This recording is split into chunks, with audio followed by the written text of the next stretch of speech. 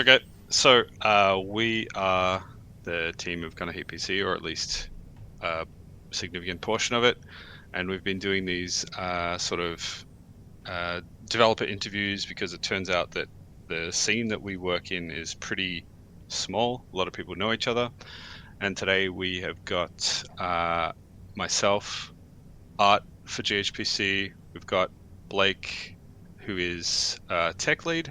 That's your title, isn't it? Yes, indeed. Yep. We got Josh, who is the programmer and founder. Hey, how's it going? And we got from the Veitikka team. Is that how you say it? I've never heard it said. I said Veitikka. Veitikka, from Team Veitikka.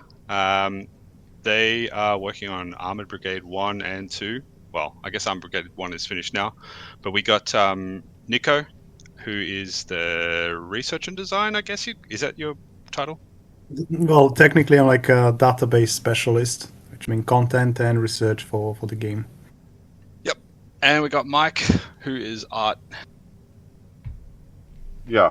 I think all of us do some of the artwork, maybe not Yuha that much, but we all contribute a little bit in every area. Mm-hmm. So, but yeah, my main area is the artwork. And the whole team is like 4 or 5 guys, isn't it? Right now it's 3. Damn. Yeah, it used to be 4. So nice. Yeah, it's a very small one. And do you want to give us a quick rundown of like the basic idea behind Armored Brigade? I guess the pitch probably applies the same from 1 to 2.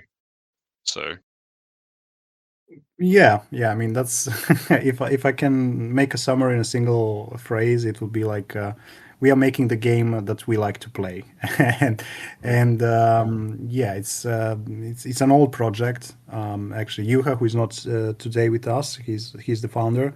He started AB as a project, well, almost 20 years ago, like when he was still in the college as a hobby.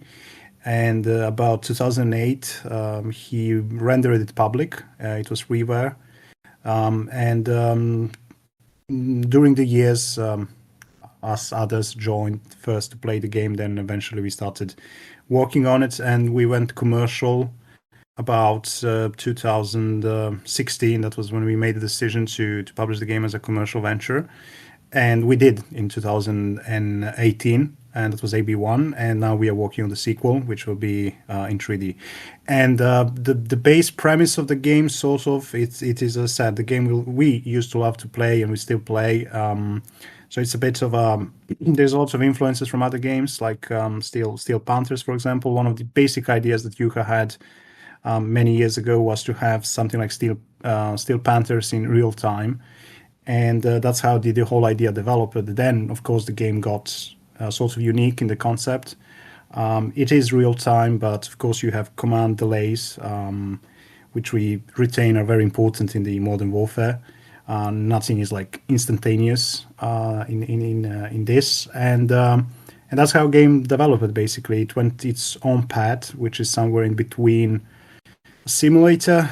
Many elements are. We try to be as faithful to source data and actual military procedures as much as possible. And of course, we still have to take care of fun parts, which are like more gaming. So of course, it's a bit abstracted in certain aspects, but that's basically the idea. And we have been working on this. Mike, earlier than me, I think it's almost like 15 years, and I joined in 2011, I think it was when I joined the team. So yeah, we have been working on this for a very long time, basically.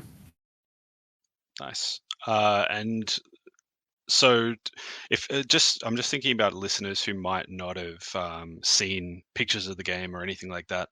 I guess it's kind of comparable to like it kind of takes some of the aesthetics of almost like a tabletop game, I'd sort of say.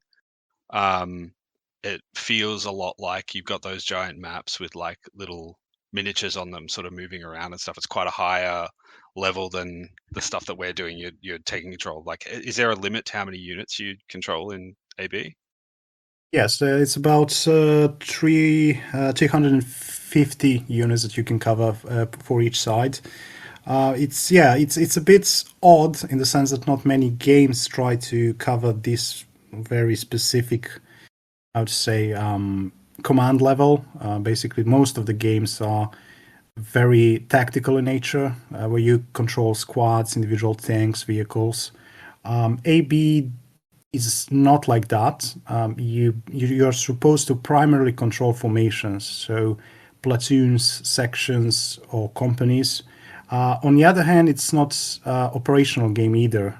So you don't have actual tabletop tokens for units. You have yes, it's 2D. The original AB1 is 2D, which is played top down basically. So you see in small units, and they represent individual squads and vehicles, and you can micromanage them if you want. Of course, you get a penalty in order delay, but basically you issue order to, let's say, a platoon primarily, and you give a command of if you want to advance fast, slow, advance to contact or scout. You can set you have a control over the units in the sense that you can control their standard operational procedures if you want them to move more quickly, or so of course they risk more if they move more quickly, or you can set them to be more cautious, so they will take cover and advance more slowly, but safer, of course. So and that's the idea basically. This is more of it can mislead you when you see the graphics, of course. You might think it's operational or even very tactical in scale, but it is not. There are similar titles that cover that area. This is a bit more. It's, as I said, more about platoons and companies rather than individual vehicles. So that's the basic premise, that you are a ground commander and you operate your units by issuing them orders. So that's why you have a command delay, which represent the moment that you make a decision, it goes down the command chain or up the command chain.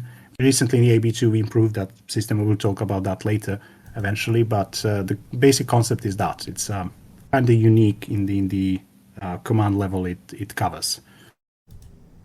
That sounds pretty cool.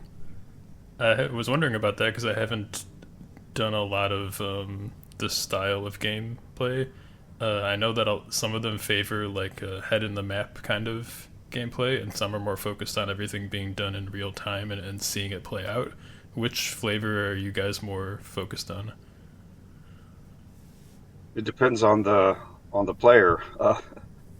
The way I play is actually I put a lot of self-imposed limitations, like I'll zoom in on a single unit. Like we do have the ability to, like, it's not really role playing, but you can assign a unit to be like the player, and everything you hear on the map is from that unit's point of view, like the sounds and stuff like that. And I will zoom in real close and basically pause the game every few minutes and see what's going on. But I'll be looking at the message box, almost like I'm monitoring a radio. Yeah. Mm-hmm. And then when I'll pause it, and then I'll zoom out, I'll get the whole big picture, issue a bunch of orders, which includes the order delay, and then I'll zoom back in on that little player unit and restart the game and let it play out for a while. Now, you can play it that way. That's the way I play it. Some people like to play it purely real time. And you could do that, but I've discovered that when you get over the size of a company, it's way more than I can handle. To me, the game is more or less like a sandbox game. I mean, we do have scenarios that come with the game, and the players can make their own scenarios, and they can make their own maps. But the best thing for me is to be able to pick a section of the map, pretty big maps, pick the different units. I'll probably spend like twice as much time in the planning phase than the actual playing phase. And it's real immersive for me. Like Nicholas said, we're really just trying to make a game that we like to play. For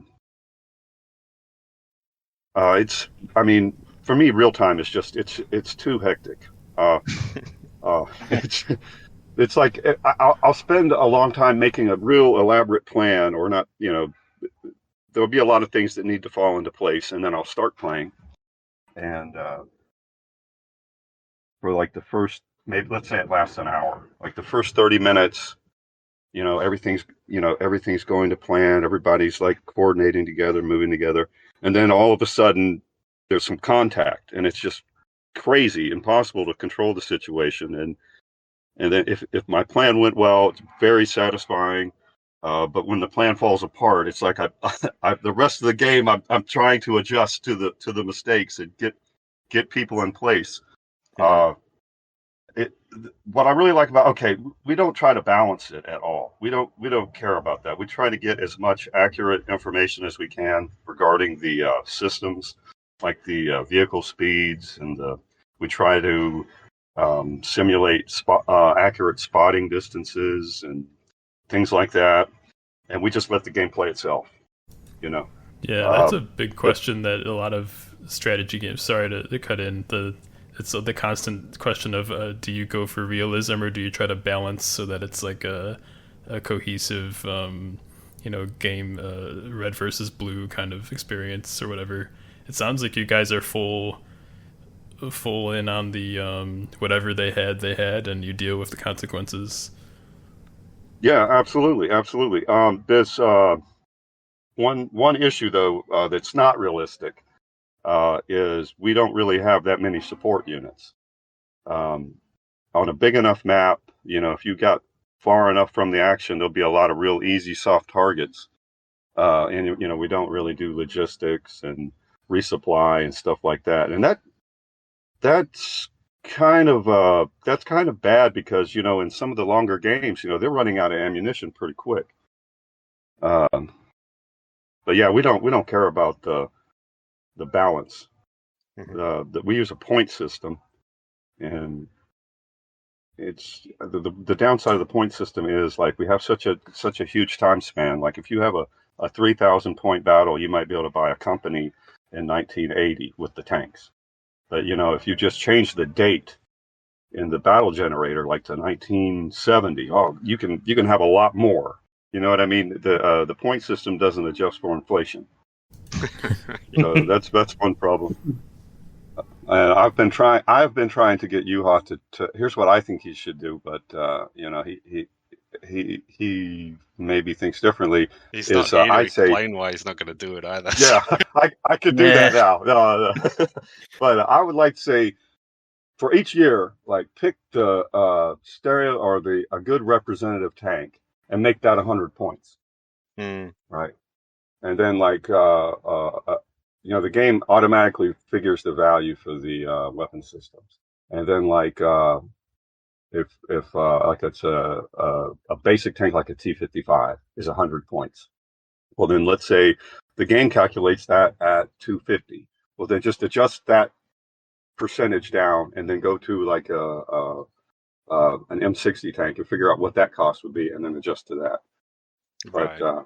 That's just, I don't want to get into too minute details of things like that, but that is for realism. If you add so many points and and the other side's going to get so many points, if their tanks are cheaper, they'll cover you up, man. I mean, you'll play a game if you buy like an M1 tank, like an Abrams tank, and the other side could buy a whole boatload of T-55s for that price. So you have to keep that in mind too when you buy units. Okay, so that gets into something that I was wondering as well, which is like, how do you handle the disparity in the number of units, like a small amount of high-tech units versus a large amount of low-tech units? And it sounds like the points cover that pretty well, which is similar to what other games have done, but I haven't seen this combo before, I don't think, where there's a point system for budget, but then you also represent the capabilities without trying to balance. I know there's some other RTSs in this same sphere of like the same lore backdrop where they sometimes fudge the data a little bit to try to make it reasonable, like vehicles can reverse the same speed that they go forward or whatever, that kind of thing. And sounds like you guys are just whatever limitations there are and you deal with it. We basically throw any kind of balance through the window. No, because yeah, there is a point system that is based on several parameters. It takes into consideration the amount of ammunition the unit has, the armor protection, additional systems like night vision or thermals, and all that is summed up to give a price of the unit. And yeah, it has some drawbacks too as well. It's true, but it's the only way to have a consistent system through. Yeah, so the AB covers almost 3 decades. It goes from 65 to 91, and it covers. Base game has seven nations basically, and the DLC. I think we reached 12 or 13 European nations. So basically, if you try to balance stuff, it's a lost battle because everybody's going to argue if something should be cheaper or more expensive, and if you have a single system for everybody, that makes things simpler. In the database editor, you do have an option to, let's say, custom adjust the value of a certain unit, but we left that to the modders. Really, we don't really use that function to be honest, because there is no need for it. Really, the system is meant to work in that way. And yes, this balance it is a bit of an issue in the sense that for the AI primarily, because if you are facing a highly technological opponent, the AI maybe doesn't have the clever ideas a human might take, especially like, for example, if you're playing as a let's say you're Soviets in the late 80s and you are facing a lot of thermal equipped units of any sort of NATO formations. Of course, in the night battles, you're going to be highly you will have a disadvantage, let's say, which you can address by using illumination flares or actually terrain fires as well, illuminate, similar to how you guys do it in the Gunner Hit PC. So you do have a fighting chance.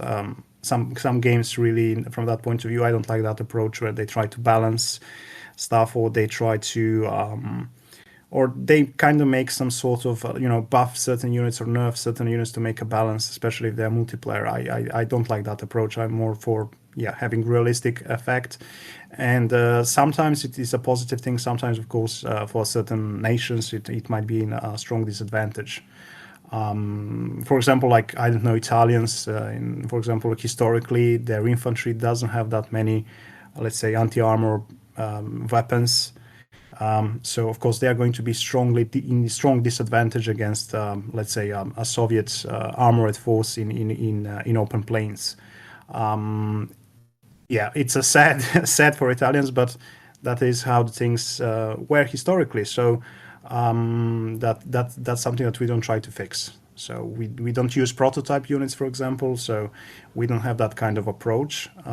We strictly use the rule that what was in the service and was widespread, that is in the database, and we have hundreds of units. That's one of the few advantages of having let's say, a poor graphic, is that you can really and we are a small studio, of course. We are not a big studio that have dozens of artists that can make models. It makes things easier for us, so we can put much more units than let's say, more higher fidelity graphics, which is a limitation, of course. Yeah, for sure. That's actually a huge advantage. I mean, we don't even target a truly high detail spec. It's kind of a mid. I don't know if you would call it something specific, Harry, but it's kind of a mix between low and high detail, like choosing where to apply the density. It's like a generation or two out, I suppose. Yeah, but like we try to make sure that the silhouettes are right and the specific interesting equipment is correct, but we're not going like 4K textures and all that stuff. But the downside of having the high detail is that we have to spend quite a lot of time on each vehicle. Plus we're doing, first person fire control systems and all that. You guys, you can just make an exterior model and change some stats and you're pretty much done, right? Oh yeah. Now the first game was done with sprites, and they were I think the original scale was like 6.4 pixels per meter. I think it was close to the original. Yeah, it was close to the original Steel Panther sprites, and you can only put so many details, but that was expanded. I can't remember what it is now. It might be. I know Yuha changed the code for us. That was one of the big breakthroughs. Is I think it was actually Nicola's idea. Was to change the actual pixels per meter, and at first that was really nice. We could put a lot more detail in the sprites, but then we realized, oh, now we got to make a lot more of the details, and so that that kind of got bad. The hardest thing about the graphics in Armored Brigade was the infantry. For me, it was because we actually used sprite sheets, like animation sprite sheets. So if a squad had 10 men, there had to be an animation sprite sheet for 1 man. There had to be a sprite sheet for 2 men, 3 men, 4 men, for all that, all the way up. And one thing is, I mean, people look at the number of sprites we had to make. The infantry, it was painful. And what blew my mind was, and one of the things I think that some people liked about the game was that we were real open about it. We didn't pack all of the graphics into some kind of proprietary format and block them out. We just put everything out there. We said, hey guys, and it was people actually making mods. Like I saw a World War II mod where the guy actually did the infantry sprites, and it looks like to me he did them by hand. I was like, how did he do that? Wow. And I mean, I used renders for it, and it took me forever. But the downside of opening everything up is, I've seen. I can't remember the game, but Yuha was posting some pictures. He was like, "Hey, man, those look like our sprites." It's like people take them and use them in other games. It doesn't bother me.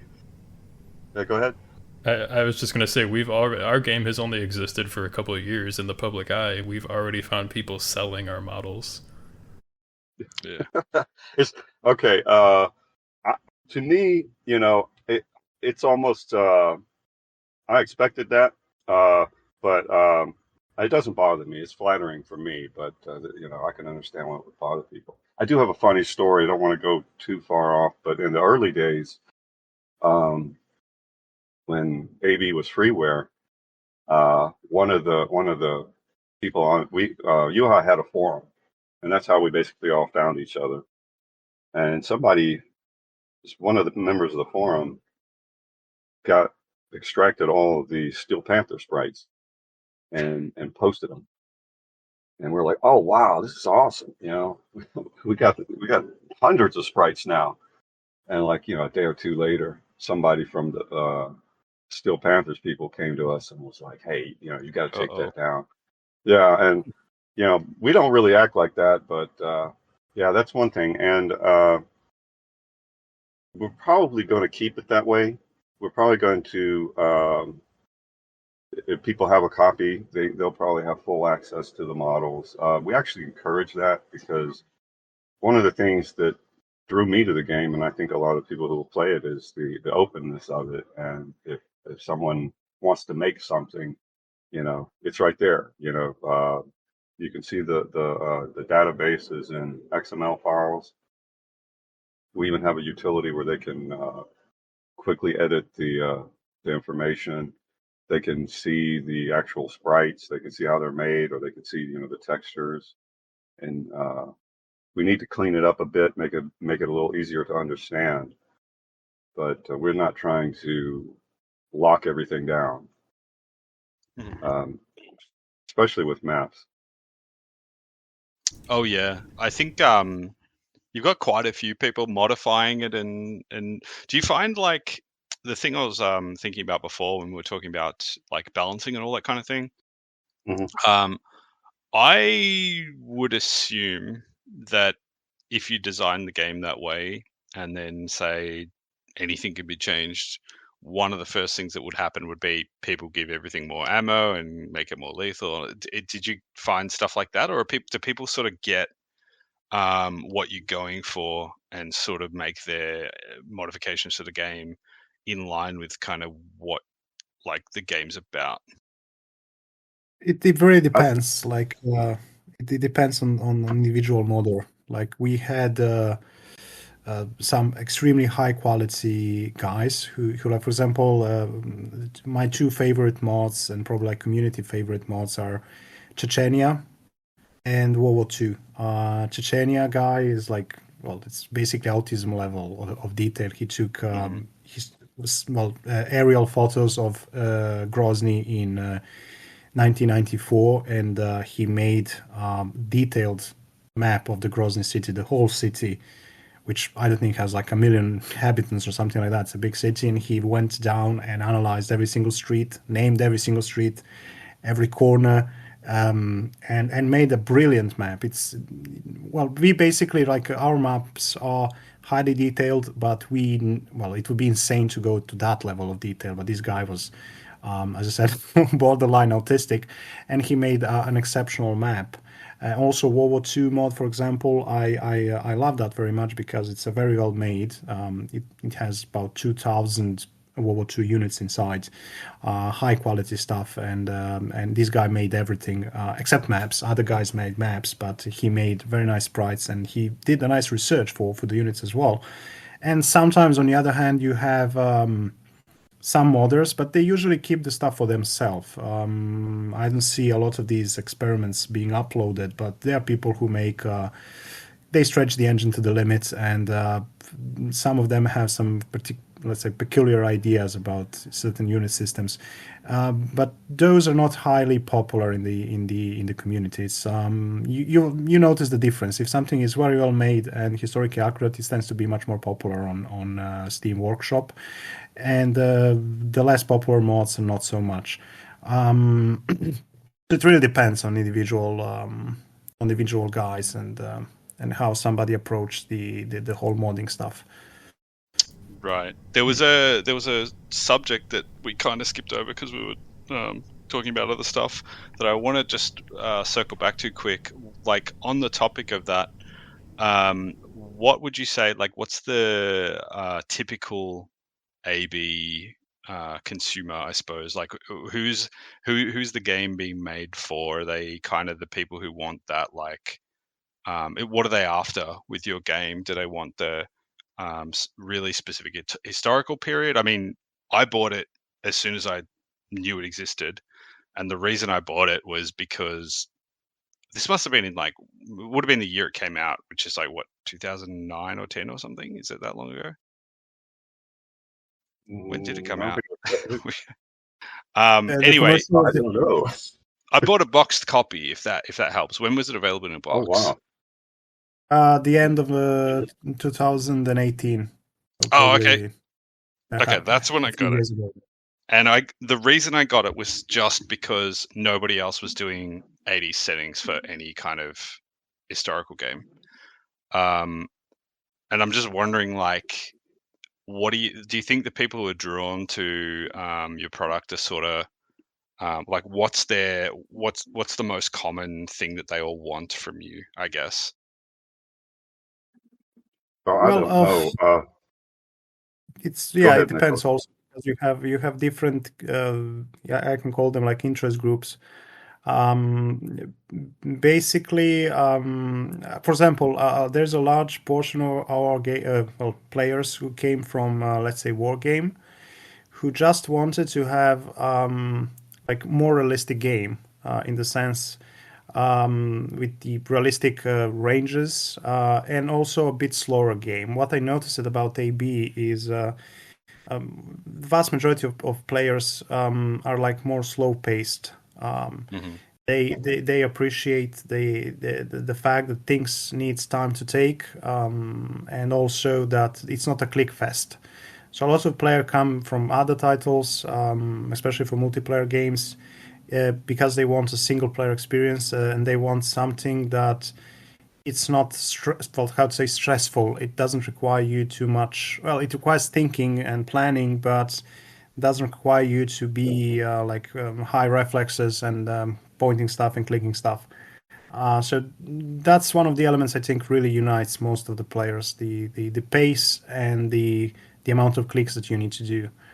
And then there are other people who maybe some people like the command delay, for example. But I think that's like a minority. That's like people like myself, or or more like I don't think they're like the casual average player. It's really playing for that, honestly. But yeah, and also the setting and the fact that it's a sandbox, because one of the things about AB is this. Well, actually, the core of the game is the sandbox. Everything else came after, and it was almost an afterthought. But the sandbox thing is the key of the game, and basically the fact that you can just, you open the game, you select a piece of the map, and those are historical maps from Germany, Finland, Italy, whatever, based on satellite data. You just click on the certain area, which can range from 2 by 2 kilometers up to 15 by 15 kilometers, depending on what you want to play. You select the points, you select the factions, and in about a few minutes you can launch the game. It's very straightforward, and you can basically create an infinite amount of scenarios and possibilities and options. And a lot of people play for that because they want something that they can jump in, just play it quickly, and for like an hour or two in the evening, and then they can end the match. That's the problem, for example, that many turn-based games have, because a lot of players come from older titles that are turn-based. Turn-based games take more time to elaborate everything and to click, and in my opinion, like real time with the slower pace is much better from that point of view, because it's relatively quick. You set everything quickly, you just play the game, and in about an hour and a half you usually end the match, and that is it. You can go sleep or, or play something else. And a lot of players seems to appreciate that aspect, in our game at least. Yeah, we've had the same experience, that people like the ability to just get into something at their own level quickly and then commit as much time as they need to and then stop. And it sounds like the pausable real time kind of has the best of both worlds, because the setup that Mike was describing earlier, where you can just kind of play as a command tank if you want and just take it at your own pace, that sounds pretty comfy compared to a lot of other ways you could have designed it. Oh yeah. What? Go ahead. Sorry, you go. Regarding who the audience is, I've always been very, very confused about that. When it came out on the Matrix site, I was like, okay, these are people that buy these kind of games. They're going to kind of get what it is, or they're that audience, and I imagine they would be a bit older and not wanting like really flashy looks stuff. But but after a while they said we're going to put it on Steam, and I was like, no way, man, no way. I'm not even on Steam. I thought this is going to be a bunch of vapid consumers and they're going to slam us, but and some did, but I was surprised at how well it was received. And so, as far as knowing who the audience is, I have no idea at this point. Like Nicholas said, we just focus on making what we want. We're talking about the command delays. We haven't reworked that yet. I'm hoping we will. That's something that I really want to see redone. I mean, at least we have them now. At least, you have to think a little bit before you give an order and realize there's going to be some delay. But the most recent feature that I like is the information sharing. Yuha did a great job on that. Like, for example, if a unit, you set a scout unit up ahead, and maybe he's in the trees and he sees something, you can actually trace the information.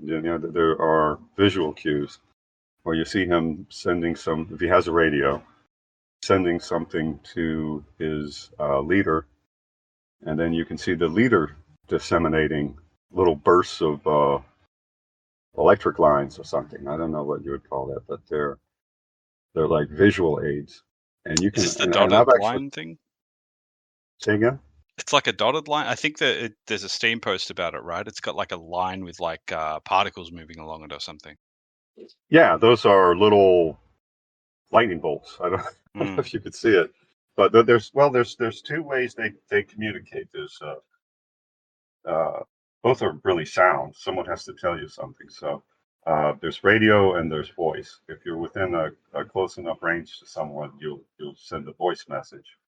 And, Yeah, you actually have also the hand gestures as well. That's a bit longer than voice. okay. They also communicate visually if possible. Yeah, well, you can actually time how long it takes. If you click on a unit, um, the units that it's aware of will have an indicator. The units that it can actually see will have a bright indicator, and the units that it is aware of will have a slightly dimmed indicator. And you can time from when like a forward unit sees something. You can see them reporting something. You can see it kind of filtering through the network. And then you can click on another unit that's away and tell whether or not he knows about something. So I would like to see something like that redone with the command delays, but I'm not exactly sure how that's going to work out. There's one thing, Go ahead. Oh, I was just gonna say we've done something very similar, kind of in parallel with you guys. The same idea. Like if a unit sees a target, it will report to the leader, and then the leader will report to HQ, and then HQ will disseminate the information to all the other platoons. And it kind of has its own. At each step, it has a transmission delay. So what'll happen is you'll be playing a mission, and you'll hear gunfire in the distance, and you'll be like, "Well, what the hell's going on over there?" And then many seconds later, if they're still alive to talk on the radio, the reports will finally go through, and you'll see a little notification. You pull up your map and you see a mark where the enemy is. And then if it's no longer being spotted, like you lost your scout or the target's gone or whatever, that will fade out over time. It'll become stale, and eventually it's gone. So you get kind of this picture of the evolving awareness of the battlefield by your side, and you can tell by the opacity and where stuff is, like how recent it is and where things are moving. It still needs some refinement. It's pretty new, but we're getting there. It's pretty cool. Oh yeah, I love that stuff. That adds so much immersion for me. I mean, it's little things like that, and the possible real time. I love that too because there's just so much information going on. It's nice for me to stop the game and pull up like the unit information card or whatever, and then like, okay, this, and it has details like how much information how much ammunition he's got, state of mind, what his current activity is, things like that, and just kind of look through that. The information sharing is awesome. That I really love that. I don't know how we got onto this, but It's because it's cool. I could talk about this stuff all day. We actually, we have an idea for these things. We sit around. Maybe one of us will write a paper on it, and we'll read it, and we'll go, yeah, that's a good idea. That's a good idea. Ultimately, we have to get it to you. Yeah. Do you guys find that the guy who? Oh, go ahead. Yeah, well, yeah, that's basically I do most of the research. Then we discuss, and then I try to find sources in the military studies, if anybody. And that's surprising thing. One thing I learned over the years that there are so much studies on so banal arguments that you can find online, including this. Like we based our currently, I mean, the transmission thing was based on actual study, how many seconds it takes to send a short contact rep or sit rep through radio or through voice, and also some other elements that we haven't yet implemented, but we are planning in the future, also based on this kind of actually Mike disconnected for us. You'll probably rejoin. And we try to do that as realistic as possible, while still trying to, wherever possible, trying to make abstract things for gameplay sort of not to make it too boring or too like demanding or frustrating on the player, which unfortunately that's the aspect one has to take into consideration when making a game, because the game at the end of the day should also be a bit fun. Even if some of us would like to have a Excel sheet and play in the Excel, but and also this information sharing for us, at least, this was very important, because given the size of the usual battle in AB, which is larger than most other titles, for example, one of the issues that we had is well, actually, it was not like Borg spotting, but there was a mechanism. It was not like instantaneous, but still, one of the things that happened was that some of the support units in the rear, which could be like, I don't know, missile, anti-tank guided missile destroyers or stuff like that, standing in the rear, could get the spotting information way too fast. And in AB, you don't, like, the ranges can be very insane. I mean, you can make hits at 3, 4, 5 kilometers away. And once the unit was spotted, that would really like unleash the hailstorm of missiles and shells on the enemy units, or your own units as well. So this thing is really also balancing aspect, because now some of these units it will take time to reach them, to get that information to the units in the rear or flanks or elsewhere. So it does change the game also a bit. It makes it you need to take that into consideration as well. And I said one of the things about AB and this size is, of course, the killing ranges can be very long, especially for more modern stuff. And as I said, if you try to play the game in the 60s, it's much more relaxed in the sense that the ranges are shorter. The actual hits you will take several hits to hit a distant target, which, for example, in the 80s, with the laser rangefinders and the fire control systems, it's basically you see it, you aim, and you shoot it and you kill it. In the 60s, it's a bit more. It takes more time generally, and you can maneuver also. That's a very important aspect, because if you have 15 by 15 kilometers maps, the aspect of something that many games in the modern period do not take into consideration is the actual space to have a maneuver. If your units can fire 5 kilometers away, you need a big map in order for that unit to actually perform a maneuver without being engaged or engaging all the time.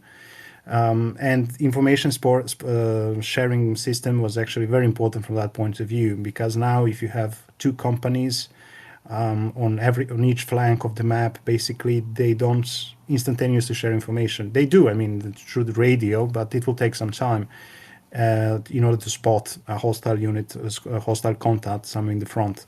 So it's an interesting dynamic, in my opinion, and I'm also glad that Gunner Hit PC also introduced that, because not many titles up to now did something like that. It's very unique. Yeah, it definitely helps to make it feel more human and less mechanical when the combat's happening, because if you have I mean, it's basically everything is an aimbot when it comes down to it, and you have to put a lot of work into making it not feel like an aimbot, or they'll get the artificial feeling and it won't be as gratifying. I want to go back to something that you touched on, doing the research and looking up all the papers and stuff. We've had the same experience where there's so much information, although a lot of times you have to really dig in the right places to find it. It's very rare to find the whole story on Wikipedia, for example. You have to look past the surface level summaries and get into the details and the first-hand reports, and that's really fascinating stuff. Have you guys found that people underestimate what the research entails? Like, I don't know if you've had the same experience as us, where people look at what you're making and they get excited and they say, "Oh, have you thought about this? Or what about the? Do you know about this? Do you know about the T80U? Look, the T80U. You should add that. That was in 1985." Like, as if we haven't seen the Wikipedia page already, and we're past that. It's kind of like people get excited about the surface level part and don't realize what goes into actually. Absolutely. Yeah. Yeah, absolutely. I mean, we had, it's basically on monthly level, you have somebody coming up with the crazy ideas. And you can notice, like, let's say, a surface level knowledge of a certain aspect. For example, as I said, for example, resupply, we haven't yet implemented the new system, but we are planning to have a sort of resupply system, because basically if you look into like actual historical operations and also what are prescribed resupply times in peacetime, they generally they get outside of the scope of the game, because the usual scenario in AB can last. It can actually several hours as well if you make a large scale game, but generally it's much shorter. And you don't do resupply in the content and under you don't resupply every half an hour basically.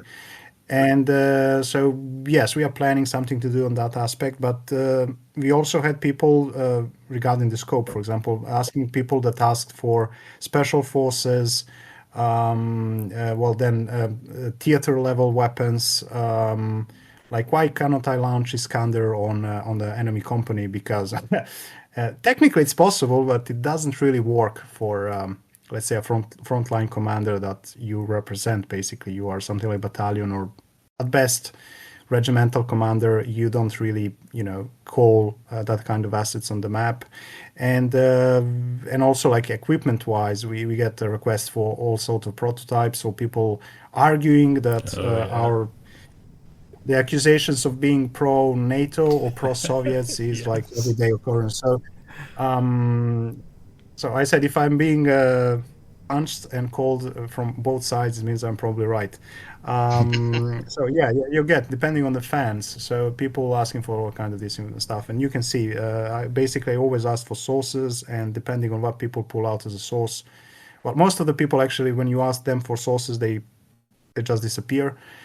Some people will go forward and try to give you sources, and most of the time you can see it's like what is the name of the site?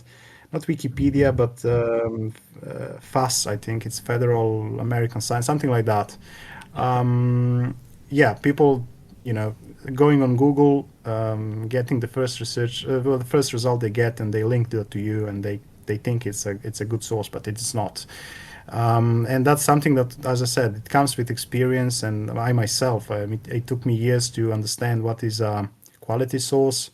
It took me time to learn the technique, how to do research, what are things to adopt, where to search, and so on. I had to learn Russian, by the way. I mean, in order to read manuals and Soviet books, I eventually sort of learned the Russian. And for me, that was also like a very important source, because I could make, comparison with both sides. And there is no better feeling in the world when you get like matching results. So that is the best thing in the world. But also another issue, for example, that we currently have, and we have been arguing for so many years already, are helicopters, for example, the support system. People, especially the gamers, have been used, as I said, helicopters in particular, they are used to micromanaging the helicopters. Games, previous titles over the last 3 decades or even more have gave you a system where you can micromanage the helicopters, but it's not exactly like that. When you get into research, you learn how the procedures work, what is the amount of support and planning that goes in, let's say, also heliborne attacks, for example. So it's not something that you improvise on the fly. It takes days to plan, and if anything goes wrong, they basically abandon the plan. They just retreat. So it depends on many factors, and players.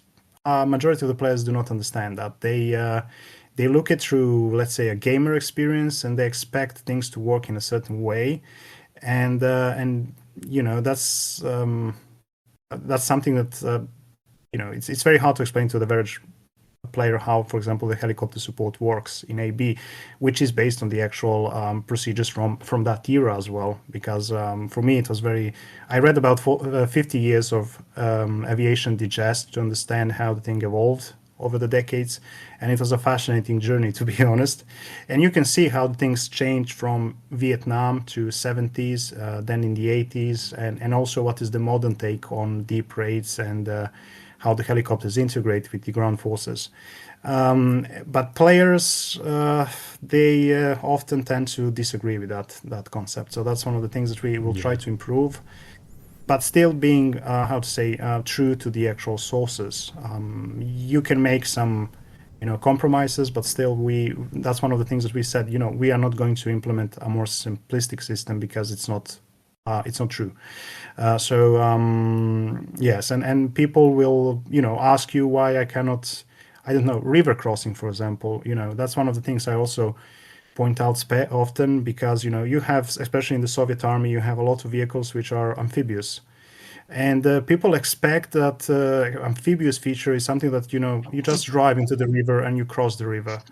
But it doesn't work like that in practice. Yes, the vehicle is amphibious under certain conditions, and not only that you have to prepare the vehicle eventually for the crossing, but you also need to involve engineers. You have to do a survey on the river, and the suitable places where you can actually cross the river are usually very limited, and that's why historically you don't see that many cases of amphibious crossing of the rivers. There is a specific reason for it, and people do not understand that. You say, BMP-1 is amphibious. Why I just cannot drive into the river and cross it here? And then you have to argue with them. You have to pull out the sources. And I actually have like a fake you, like ready answers that I just copy paste, because these kind of questions really pop up regularly on the forum or Discord. And I just like copy paste, and I have to educate people sometimes. It sounds very presumptuous on my part, but it's like that. I mean, I have spent many basically to learn and read, and then somebody thinks that 5 minutes of Google search will change my mind. Yeah, this definitely is something we encountered as well, especially the stuff about being accused of bias one way or the other, or both at the same time, and then people trying to lawyer different choices that you make because of I guess everyone has a mental image of what armored combat looks like, or mechanized combat, and it's usually from something that's not strictly based in reality, like another video game or something. And so you have to fight their preconceptions almost, and it's very challenging to do, because people get attached to that picture. Like if you come into GHPC, for example, thinking that the documentaries about Desert Storm are the full picture about the Abrams. So Abrams is just superior to the T-72, no Soviet tank can scratch it, and that's just how the world works. And then you get owned by a T-64A. Well, now you're going to complain because this is not real. This isn't matching what you know. And we have all the research to back up what we think would have happened, and we think that's fine. But now you have a whole sphere of things that you have to try to establish to get that point across. And most of the time we just don't bother. Like I don't think we have the energy to try to answer every question or try to re-educate, as it were. Like I admire your tenacity in trying to keep putting the information out there in response to those questions.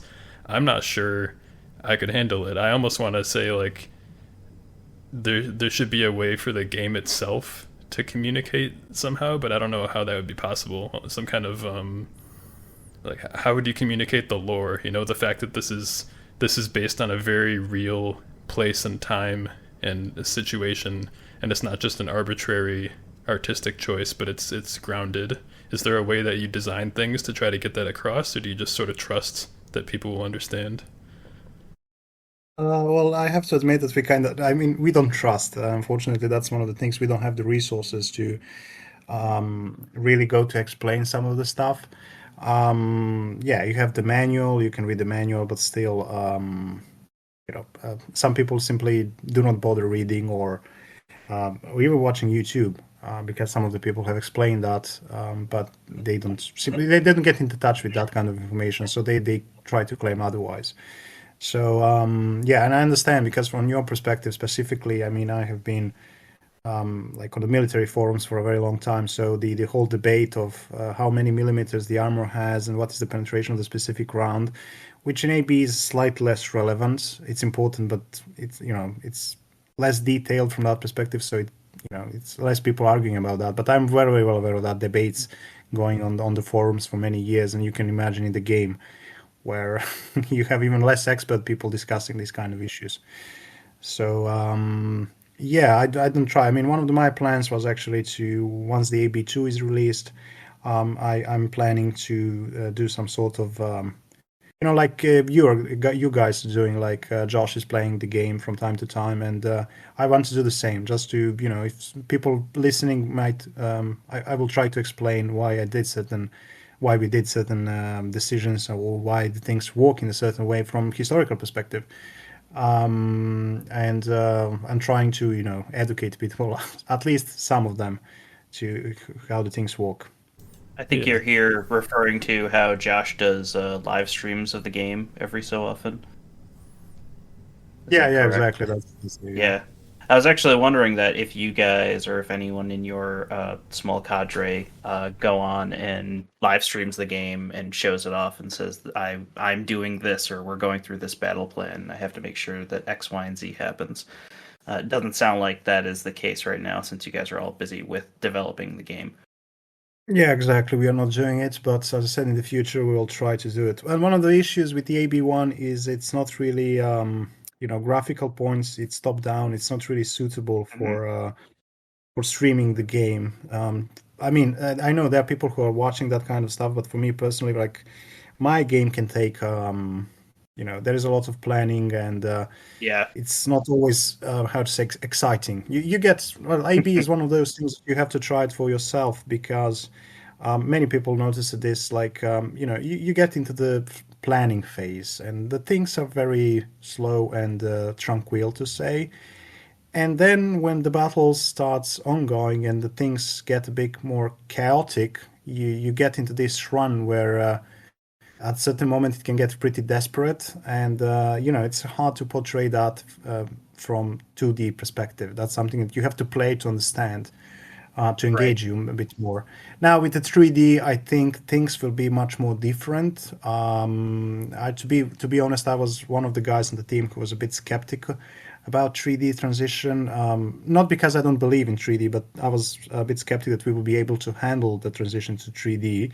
But now that we did it, I'm definitely not going back to the original game, because it's from, even if the game is not really like, it's not a AAA title. The graphics are very basic, but it gives you much more immersion, and what I end up now currently, which is an issue for me, I'm tunnel visioning too much, because I zoom in, and I'm looking at the tank, taking ranging shots and stuff like that, while the rest of the battle is ongoing, and that's not a good thing, because I have to keep the overlaw of the whole battle, and that's certainly something that the 3D gives. It's much more engaging, and I believe that at this point we will start doing the how to say, the streams on Discord, on YouTube. And what I actually found is that, well, our community is relatively small. It's not like thousands of people on Discord. So a few times I got on the group chat and I was chatting with the people, and some of those are very knowledgeable. So you get even a very educational discussion with people who know stuff. So that's certainly something that I liked, and I would like in the future, once we finish the most demanding task, which is game development. And once the game is released, I would like to try doing some streams and playing a game a bit more, and explaining to people why we took certain decisions. Yeah, it's very rewarding. I highly recommend it, especially if you're experienced in kind of community interaction, and you know how to disregard like negativity and whatever. You can focus on the positives. It's very nice to get a kind of a cozy vibe going, and that direct back and forth of like letting people see the face and the logic behind your decisions and kind of identify with what you're doing. It's very cool. Yeah, as I said, I mean, so far we had actually, I have to admit, I mean, actually the feedback from the people during the years was actually exceptional, in the sense that there is a lot of former military people playing AB, and what thing I like is, it's a relatively rare occurrence, but it sometimes happens, is that you get somebody who is very knowledgeable, can actually provide you with the sources or first-hand experience, and that kind of feedback was very important for us, because I mean, none of us really have, even if we had a long military career or something like that, you're still specialized in a single field. So having somebody from Air Force explaining you certain things and their procedures is for me, first of all, fascinating because I like the subject, but also it's, they teach you stuff, and as I said many times in the past, when we got nice feedback, properly sourced, well explained, and as I said, sometimes the critics, if it's constructive, it's very useful, and a lot of things have been implemented in the game based on the feedback from even individual players. So as I said, it's a rare occurrence, but sometimes it happens, and it's very rewarding to do. For sure. Just want to go for a couple of again semi-pre-planned topics. I wanted to ask. We sort of touched on this a little bit, but just to get a bit more specific with it. What do you think, like out of the stuff you guys both have worked on in AB, what are you like happiest with that you've created, or what aspect of the game do you think is the strongest as far as what you've contributed, versus like what's something that you kind of wish you could improve? Or the other thing I was thinking was when you were talking about feedback, there's some negative feedback is like, okay, that's just someone that doesn't really understand what we're going for, whatever. But once in a while, it's like, oh man, I actually really agree with that negative feedback, and it's like really frustrating. Do you ever have stuff like that? Yeah. Mike is back. Yeah, but basically, yeah, sometimes like negative, especially on Steams, well, most of the negative comments are usually like to be discarded, very superficial. But sometimes we get some stuff that we agree. We are well aware of certain drawback, for example, and it's well deserved. But as I said, one of the things the developer, I mean, everybody should try to develop a game, and I think that a lot of people will change their perspective because, you have to consider what is the cost benefit of a certain feature. So if something is like not very important, or it takes too much time to develop for limited benefits, I don't say that we discard it, but we put it in the low priority, and it might take several years to implement. Some things, for example, very often small changes can make a massive difference.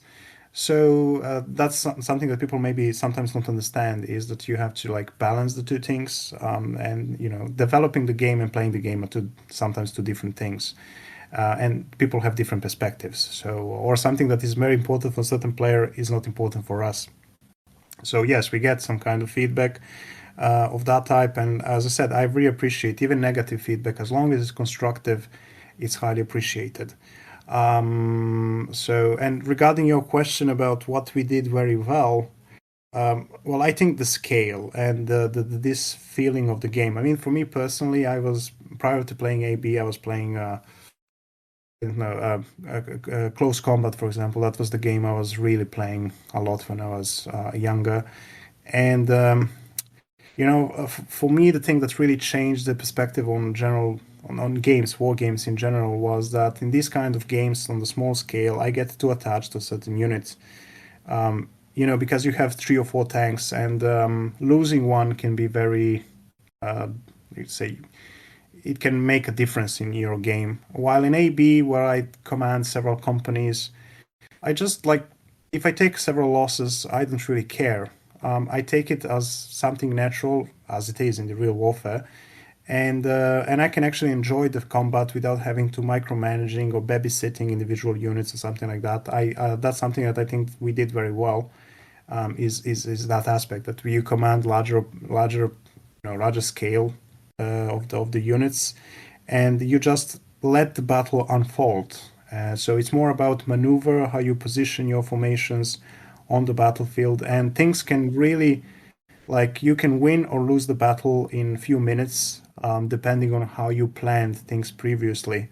So and that moment is highly rewarding, because things can go wrong for part of your battle, but suddenly, because of you made a strategically important decision, you took some losses, but you maybe outflanked the enemy and you end up winning the battle. Or the other side, it can very often happen in the assault. The battle can go very well until the end, because you made a blunder of some sort and you have lost your whole platoon or your whole company, and the battle can really turn unpredicted, or you can even lose. So that kind of things is something to we are certainly proud of that. And but then also I think the AI, which is it depends on what you expect for it. But sometimes, our logic was to make a dynamic AI which can react to every possible solution or every possible combination of the map, weather, or unit selection. Of course, sometimes it acts very brilliantly. Sometimes on superficial look, it can take some very big baitings, but when you analyze it a bit closer, you realize that in certain situations the AI doesn't really have many of the options that for example, one of the things I have seen once, I remember the guy claiming that the AI was being brutalized, and I asked him to provide the map to analyze what the AI did, to see if he did the blunder. And what the guy did, he basically bought a company of T-72s, put them at the edge of the forest, and then he bought a BMP-60 formation for the AI, and expected them to cross the open field. And I literally asked him, what were you expecting? I mean, that's impossible situation. When you have a company of tanks engaging BTRs, and you expect the AI to win. How? I mean, so yes, the AI sometimes, as I said, being dynamic, it's meant to react to every possible situation. And in certain situations, if you want to make a specific scenario, then you need to take some extra care to fine tune the AI. For example, we have the settings that is rarely used because people are not aware of it, which is to actually select the type of the AI. If you want AI to be like more armored force, which is more aggressive, it will lead with the tanks and the infantry will follow. Or you want to have a more systematic so-called infantry AI, where the AI will first send infantry and will try to use tanks as a support force rather than the leading force. And it will use, for example, firepower much more than the armored force. So that's one of the things that the game could benefit from some fine tuning, and that's what we do in the scenarios. Scenarios give you some additional options, and they help you to bring the best from the AI. Rather than the sandbox approach, as I said, most of the time it works very well, but sometimes you can make some blunders, even if it's not necessarily a bad thing. Because I remember, if I might recall this anecdote, it was from the original game release. Prior to the release, we were doing like a monthly faction preview. Basically, somebody, as a YouTuber, will play still unreleased army, and I remember it was British crossing the river against the Soviet force. And for that stream, I made ad hoc scenario where the Soviets were meant to lightly defend the river. The human player was supposed to cross the river, establish a bridgehead, and then wait for the enemy counterattack. And that was my plan. And I tested the scenario for about 10 times. And it was always working. Like you will cross the river under fire, you will get some machine gun fire and stuff like that, and you will cross, and it was working spectacularly. And I said, this is good, because it was engaging enough for a stream, for a YouTube stream. However, on the day of the actual streaming, like the guy approached the river and nothing happened. Like AI completely disappeared. And I was starting panicking, because I said, oh no, we are going to make a very... This was not a pretty thing to see, because the AI It was seems just that absolutely... one time on the stream? Yeah, it happened. I mean, it was like 5 years Like a random ago. chance kind of thing, or? Yeah, because the AI is not scripted. We are now planning Right. to introduce a scripted features, but in the AB it's not scripted. So it will most of the time take the most logical path, or at least the expected path. When you make a scenario, basically you can kind of expect what the AI will do. And as I said, in all of my play tests, the AI would defend the river. There were a handful of units, some BT-76, some machine guns, three-quarters rifle, and they will try to harass the player while he was trying to cross the river, and then they will counterattack. And But that was not happening on the actual stream. Like, there was nothing. It was a complete silence, and this guy was moving his units across the river, and I was panicking because nothing was happening. It was a very boring stream. What happened is that actually it's code in the AI. It took a reverse slope defense. So this guy, the moment he crossed the river, he got ambushed and he was like completely wiped out. And the whole stream ended up being a success. It was actually a nice outcome, but for quite a time I was like panicking because I said something is wrong, something is maybe he, I don't know, changed something in scenario, something is broken. And then it's highly rewarding to see that AI actually did a smart thing, because it probably estimated it cannot defend the river, so it just tried to ambush the player, and then he just smashed the human bridgehead. So sometimes it can really surprise you, even when you are like myself. I've been working on this game from 10 years, and from time to time AI can still make some surprises even to myself, who like very intimately know the game. So that's a good thing. It's very cool that you guys have made an AI that's able to do that. We're still in the phase of development where we essentially have no AI. The units are individually able to follow a path and look for targets and engage, and that's about it. So the scenario designers are doing a heavy lift right now to try to establish cause and effect and interesting formations and that kind of thing. But we have plans in the future to try to get them to be more autonomous and to be more reactive, like to have a command brain in charge. And I'm excited for the potential, trying to get them to be more interesting to play against, and not just the same scenario every time. I'm just going to take slight issue with saying we kind of don't have any AI, because I just know that I mean it's there, but it's like it's at certain resolutions, right? It's at certain scopes. Like they'll respond to being shot at and everything, but they don't yet have a concept of what's going on in the broader situation. Sure, I guess I should say. I just wanted to correct that, because I don't like people hearing that are going to run with it. No, you're right. I guess I should say there's no strategic AI. It's very reactive. It's like if a platoon member takes fire, the rest of the platoon will look to see what happened and try to engage the target. Or if they see you as a threat, they'll orient their armor toward you and engage. Like, there's a lot of little smart things that they do. But on the broader scale, like, they can't yet respond to spotting reports. That would be a big one, Yeah. Like, the player can see on the map the tactical situation forming, but the AI units, they can get a report that you're flanking them, and right now they don't have the capability to defy their orders from the mission maker and go adjust to that. But that's something that we're working on. We want to keep. Yeah, for us it's kind of opposite, because we have. Hello. Go. Yeah, Mike. Go. Continue. Yeah, we want to keep the AI as dynamic as possible, because we really don't. I mean, we'll have like rudimentary scripting stuff, but it makes the game more work out of the box. You know what I mean? Yeah. It's interesting. I keep thinking it's interesting that you guys are kind of thinking of it as AB as a very sandbox game, because I mean, I get that, like, sandbox doesn't really have a clear definition, but the thing that I really liked about it was specifically that when you play AB, it's like you kind of play a match of AB, if that makes sense. It's almost like it's got, like, on the broader level, you've got like there's like archetypes of specific sorts of scenarios, but they have rule sets kind of that they're easy enough to have in mind.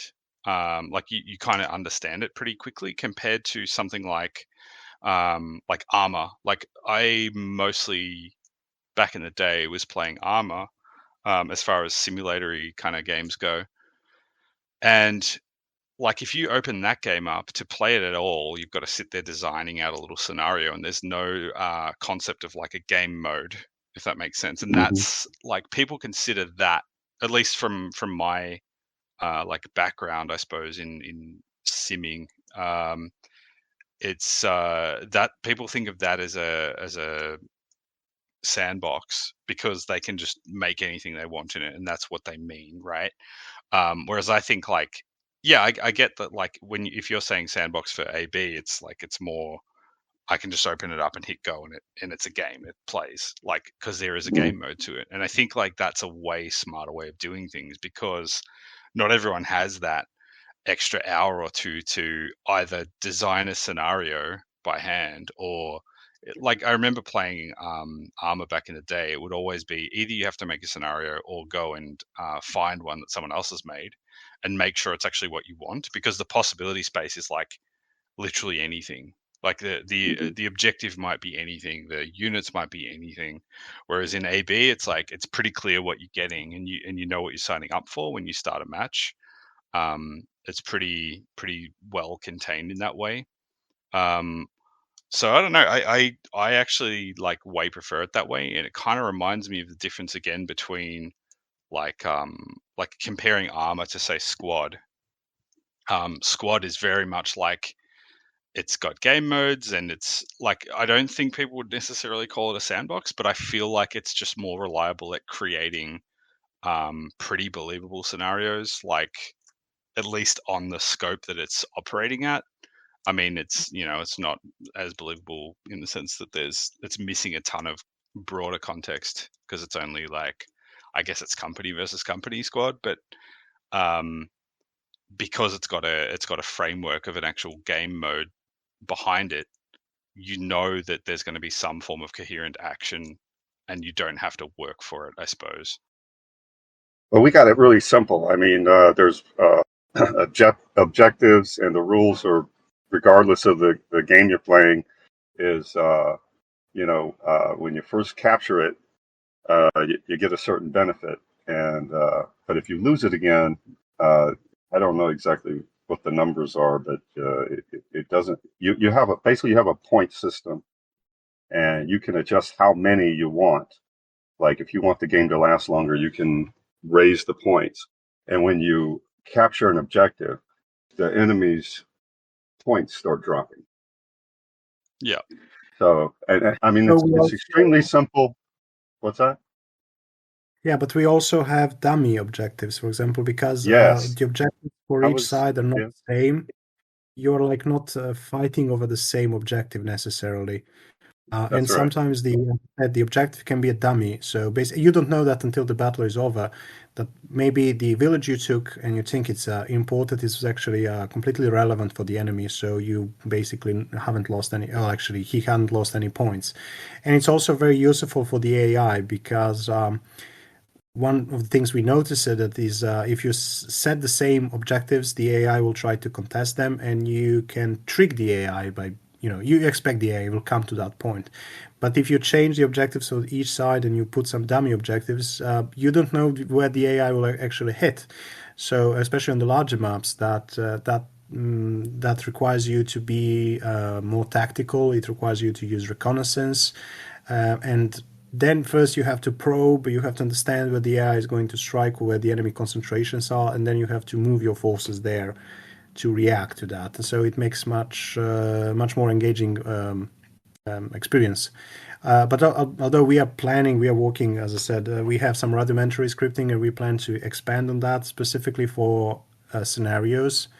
Because in some cases, when scenarios are involved, you want to have predictive AI as a scenario maker. So because you wrote a briefing and or you want to recreate a specific historical battle, which we currently don't have because it's a hypothetical conflict, but in the future I hope we will have something like Arab-Israeli wars.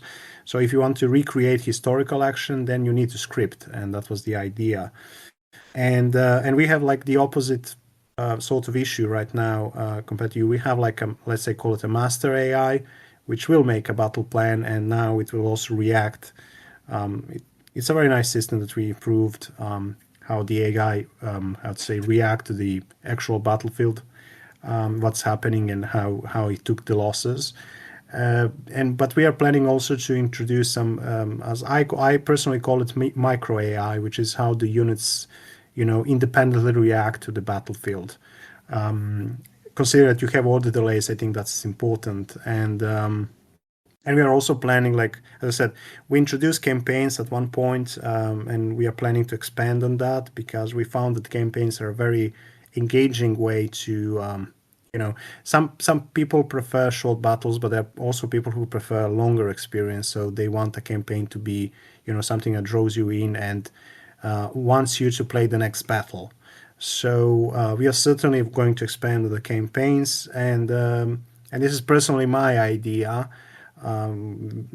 To even include the operational scale at one point, because I think it has potential, especially in the game like Armored Brigade. And to be honest, I speak mostly from database perspective, because now that we have hundreds of units, I would like to have more like battle groups on the map where you can make a rooster with the, let's say U.S. cavalry formation rather than an armored division or infantry division. So I hope that one day we will also have some sort of operational level, because I think it's very simple. We don't want to make an operational level game, but I think it will have always the same dynamic concept and sandbox approach, where you can experiment and you have flexibility, and still be historically accurate. So we will see how that kind of aspect will evolve in the future, but we certainly have plans for it.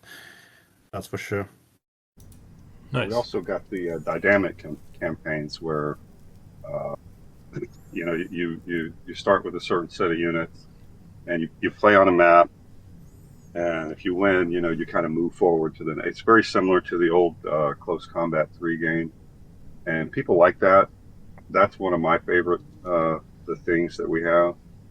But yeah, he's Nicholas right about the. I was about to get to the objectives. Yeah, they do have dummy objectives, and you can set the percentage. Like you can have 10 objectives, and you can say, I believe there's no upper limit. I think you can go up to like 75%. So most of them are fake, and you'll go after the ones you don't know which ones are fake, and that works really well for watching the AI. Like looks like they're flanking you. You can't quite figure out what they're doing. Yeah, that's an awesome feature. I don't think I've ever seen that feature in any other game as well. Like, was it inspired by anything in particular? That came up. I think you all came up with that, right? Yeah, it was. Yeah. Well, actually, our initial idea was to make some sort of branching campaign where the outcomes would depend on the outcome of the existing battle. But that turned out to be very complex because you have to make insane amounts of scenarios to, every single path. But then Yuha, yes, we were discussing, and he had this idea to actually, since we have huge master maps, like 60 by 60 kilometers, you basically just open the master map and you draw where you want your battles to move, basically. And it was extremely simple concept, but it turned out to be a big success. And of course, that's the benefit of dynamic AI, because if you had to script everything, that would be impossible. But with dynamic AI, you have that option to really just draw your own campaign and just let it play. Sometimes you play battles on the same map, like you'll fight over the same area more than once. And with the dynamic AI, you've already been on this map, and the AI doesn't attack the same way it did last time. I mean, there might be certain kill zones that you know to set up for, but it's great. It's probably my favorite feature. And when I call it a sandbox, I mean like I can just do a few settings. I don't have to go into great detail of the thing, and I can just go, and it works. I don't know. I asked for some personal changes, and that is one of the coolest things about being on the project is I get direct contact with the programmer. So people ask for stuff all the time. I started out as just one of the fans making mods, and people are always asking for features. So I'm probably more than as much of a fan as a developer. So I think that's really awesome. Well, it's good to be a fan of the thing that you're working on, just as far as enthusiasm, right? Because you get to really appreciate all the work. Oh yeah, it's all you're asking what we were most, or one of you guys was asking what were we most proud of. What I think we got right about this, and we did it um, kind of not on purpose. It just kind of took care of itself. Is the pace. It's like I don't really like real time strategies all that much. It's just a click fest, and we got the pace just about perfect for me. Like I said, I'll spend a lot of time making a plan, and like the first half of the battle, it's like it would be really hard to do a stream and keep people's attention because there's nothing going on. But in my head, there's a tremendous amount going on because I'm trying to keep everything lined up, keep everybody coordinated, and then the contact happens, and then the chaos happens, and then if it works out, it's great, very very satisfying.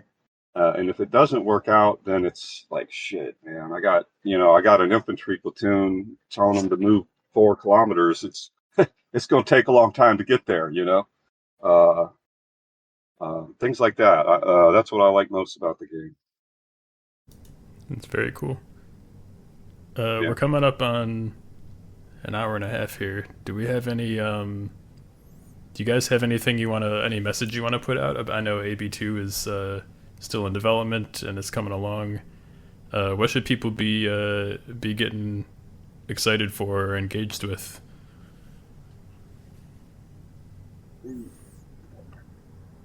I would say one of my favorite games of all time was Close Combat 3. And when they came out with Close Combat in 3D, I was like, oh, God, I love Close Combat. This is going to be just like Close Combat, but in 3D.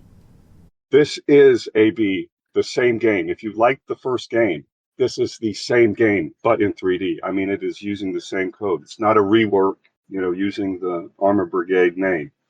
So if you like the way Armored Brigade 1 played, you'll like the way this plays. All the maps and stuff convert over as well, right? Yeah, but when you get it in 3D, you notice some issues. So we got to clean Right. some stuff up. Gotcha. So yeah, they do convert though. But we need to make some adjustments for it. Yeah, that's the deliberate choice that we made for this sequel. Is that basically everything is back compatible with the original game. So we didn't want all the effort that was put in the original game to go to waste.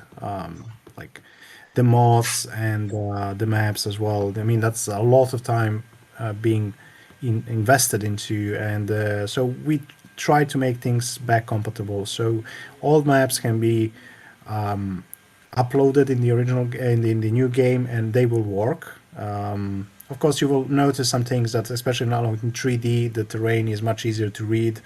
So you will notice some smaller issues. So they usually have to be slightly polished, but it's not a necessary thing. And also the database, it gets converted into a new format basically. So all databases can be, if you take them from the original game, they will be converted into the new game. Of course, the old database won't have all the new features in the sense that we introduce some new parameters for the units, for example. But it works in the sense that the game is playable. You can absolutely play the game as you did in the past. Now, if we ever gonna do AB3, for example, I guess we will have to throw away this back compatibility, because in that case the reworks will be more ambitious, and of course you reach the limit where you can do the back compatibility. We were absolutely lucky that we were able to do it, and I think it's a good thing, because especially like World War II database will be reusable. Of course, somebody will have to make models. Right now, if you load all database, you will get placeholders, very generic, like something like that looks like a tank or a vehicle.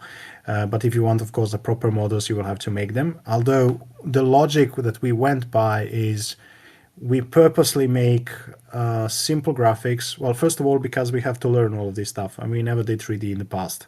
So this was a new experience for us. So we have to learn it, and we still have to up our skills in that field. And secondly, of course, it has the benefit because the modders can do the stuff by themselves. It doesn't require you to be a professional modder to make this model. Of course, it might not be as pretty as a professional will do, but the important thing, it works. And we will see how the people will do modding right now. That's a big open question. It will require certainly some more skills in 3D making, but otherwise, it's not complex as in some other games. Like as Sam said, Mike said in the start, it's absolutely everything is open, so you can freely access, you can look, you can change, and you can learn eventually. So some other games, for of course, it's a design choice and also sometimes a necessity, are much more closed approach. So the players or the modders do have difficulties accessing these files or modifying them.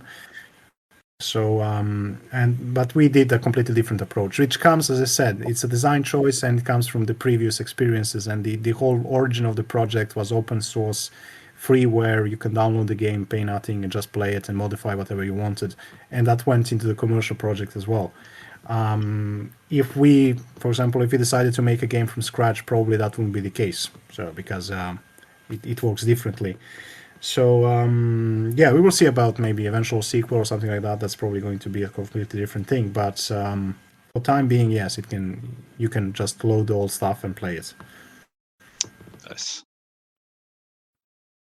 Any thoughts on what Juha would want to be saying if he was here? I have no idea. Great guy. I can't read his mind. I'm not going to speak for him. He'd just be very wish he was quiet here, in the though. corner. Yeah. Well, they were very nervous about me coming on here. They thought I would get into conspiracy theories and shit. I'm serious. Okay, all right. I can't be quiet. Everyone's got to Anyways, enjoy some fun conspiracy theories sometime. I think Yeah. Juha would probably want to say, he would probably say, go and wishlist Armored Brigade II on Steam and go and buy Armored Brigade I on Steam. That's a good one. That's two things that he might want to say, maybe.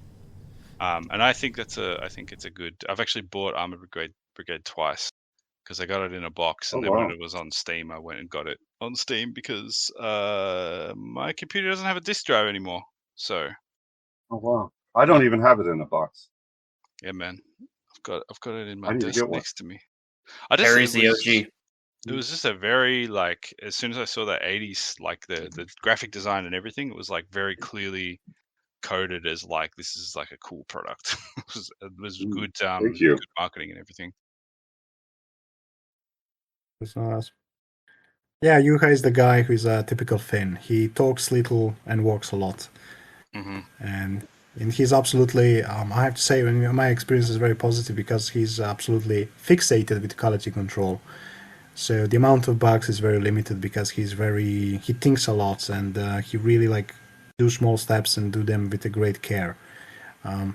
Differently than myself, for example, I get too much enthusiasm at the moments, and when I'm too far down the road, I realize that maybe it was not the smartest idea.